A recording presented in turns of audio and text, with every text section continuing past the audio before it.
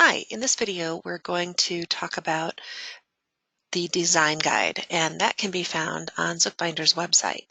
So if you'll go to the More tab over here and drop down to Tools and down to Downloads, there's some other good stuff in here too, but this is where you're going to find the design guide. And if you click on it, it'll open right up for you, and then you can save it to your desktop or wherever you prefer. Some of the really important bits of information here are going to come into play as far as your safety margins and the trim zone. So if you want to read through this on your own and come to understand it, you want to be sure that the corners of the book are square. And so once the block is put together, Zookbinders will trim off 1/4 inch on the sides and 1/8 of an inch on the top and bottom of all Zook books, Luster books, and Easy books in all sizes. There's a separate section for the Bonavie trim. Then we also have safety margins, and to avoid unwanted cropping on your design, it is necessary to leave an appropriate safety margin around important elements in your imagery.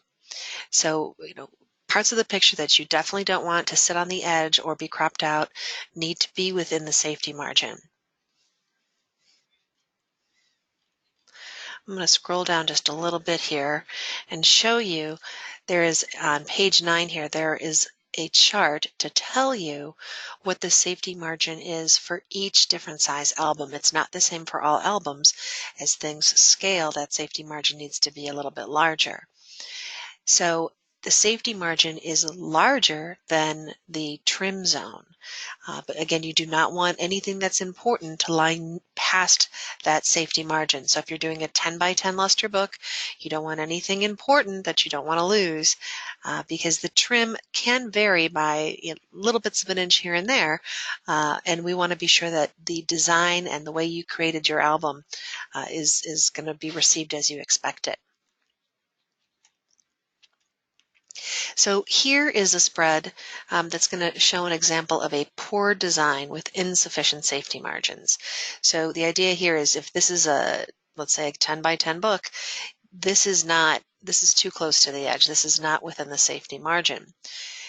When you're in the ordering system and you upload your flipbook, you can apply a previewer to show what's going to be trimmed off. It's the very top of the album preview.